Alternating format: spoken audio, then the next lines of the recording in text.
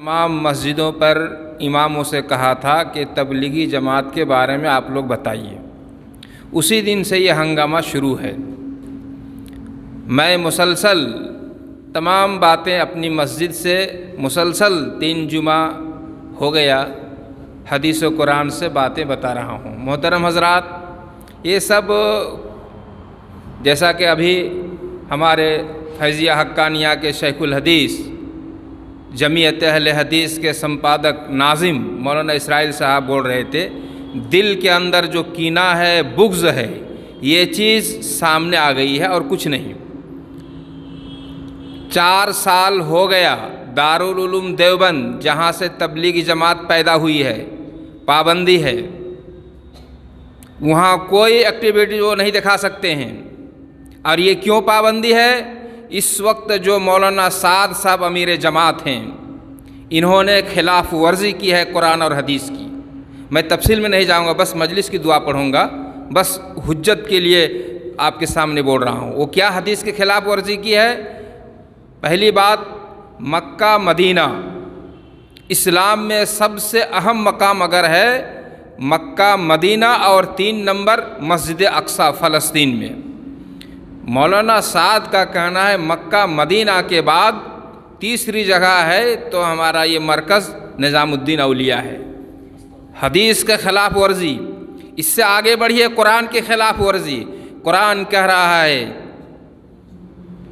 اِنَّكَ لَا تَهْدِي مَنْ أَحْبَبْتَ وَلَكِنَّ اللَّهَ يَهْدِي مَن يَشَاءُ۔ اللہ کے نبی آپ چاہیں گے کسی کو ہدایت دے دیں گے؟ ایسا نہیں ہو سکتا، آپ کے ہاتھ میں ہدایت نہیں ہے، ہدایت کا مالک میں ہوں رب العالمین۔ مولانا سعد کا کہنا ہے ہدایت انسان کی محنت سے ہوتا ہے۔ تصور کیجئے، یہی وجہ ہے کہ دارالعلوم دیوبند وہاں وہ گھس نہیں سکتے ہیں، کوئی پروگرام نہیں کر سکتے ہیں۔ اپنے لوگوں نے جب تم پر پابندی لگائی، کہاں چیخو پکار گئی؟ سعودی عرب میں اپنے ملک میں پابندی لگائی ہے، تمہارے ملک میں پابندی نہیں لگائی ہے۔ محترم حضرات، یہ تقریر میں نہیں کروں گا، آپ سننا چاہیں تقریر ہماری مسجد میں آئیے، سلسلہ وار سیریل میرا چل رہا ہے۔ ابھی آئندہ جمعہ آپ سنیں گے ان کی بکواس کیا جانتے ہیں؟ ان کی بکواس ہر نماز میں آپ دعا کرتے ہیں نا آخر میں، اللہم انی اعوذ بک من فتنۃ المسیح الدجال، اللہم انی اعوذ بک من فتنۃ المسیح الدجال، سلام پھرنے سے دعا کرتے ہیں۔ یہ حدیث ہے، یہ حدیث ہے۔ یہ مسیح الدجال کیا چیز ہے؟ امام بخاری رحمۃ اللہ علیہ نے بخاری شریف میں 8-9 جگہوں میں دجال کی حدیث کو بیان کیا ہے۔ اب اگر کوئی ہیرو کہے کہ دجال کی حدیث ایک کہانی ہے، ایک کہانی ہے، جس طرح کہانی ہوتی ہے، برداشت کے لائق یہ بات ہوگی؟ ان جماعتوں کا یہی کام ہے، کسی کا نام تبلیغی جماعت تو کسی کا نام جماعت اسلامی۔ آئندہ جمعہ آپ آئیے ہماری مسجد میں سنیں گے مسلم شریف کی 3 پیج میں لمبی حدیث ہم وہاں بتائیں گے۔ دجال کہاں ہے، کس حالت میں ہے، کیا شکل ہے، اور کب آئے گا، کتنا دن رہے گا، کیا ہوگا، پوری تفصیل ہم بتائیں گے آپ کو۔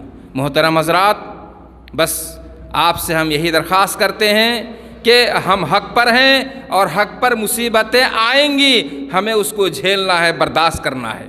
ہم نے اپنے ممبر سے بے بانگ دہل اعلان کیا ہے اور کر رہے ہیں۔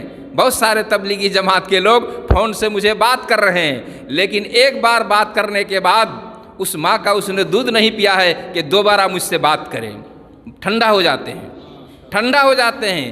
اور 12 سال سے چیلنج کر کے آ رہا ہوں، ہماری مسجد میں آؤ، ہم ممبر چھوڑ دیتے ہیں، سوجا پور میں ہمیں تھوڑا سا موقع دے دو تمہاری مسجد میں۔ محترم حضرات، تو یہ ان کی بکواس سنتے سنتے اکتا گئے ہیں، اور ہم سنیں گے اور دفاع کریں گے۔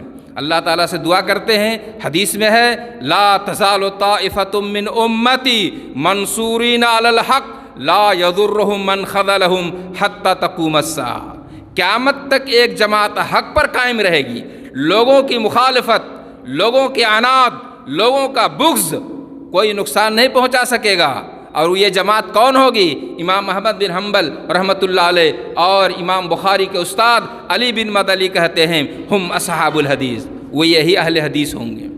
بات ختم ہو گئی میرے بھائی اور دوستو، میرا سلسلہ چل رہا ہے، اور جمعیت اہل حدیث کے سمپادک ناظم سے میں گزارش کروں گا کہ لوگوں کے باتوں کا پرواہ نہ کر کے آپ محنت کر کے ایک کانفرنس کیجئے اور ہم اپنا وقت اس تقریر کا اس کانفرنس میں انشاءاللہ رکھیں گے۔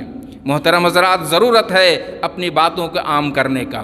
اب آخر میں مجلس کی دعا پڑھ کے یہ مجلس ختم ہو رہی ہے۔ ایک نئی چیز آپ سنیں گے، مجلس کی دعا کیا ہے؟ مسلم شریف کی روایت اور کتب ستہ میں یہ روایت آئی ہے، سبحانک اللہم و بحمدک اشہد ان لا الہ الا اللہ استغفرک و اتوب الیک۔ یہ دعا ہے، چھوٹی سی دعا، صحیح ہے، مسلم شریف اور دیگر حدیث میں ہے، لیکن ایک دعا اور آپ کو بتاتے ہیں، اور شاید مولانا لوگوں کو بھی یہ دعا کم یاد ہے، اور اس کو ذکر کیا ہے قاضی اطہر مبارک پوری رحمۃ اللہ علیہ نے اپنی کتاب خیر القرون کی درسگاہیں 2 جلدوں میں۔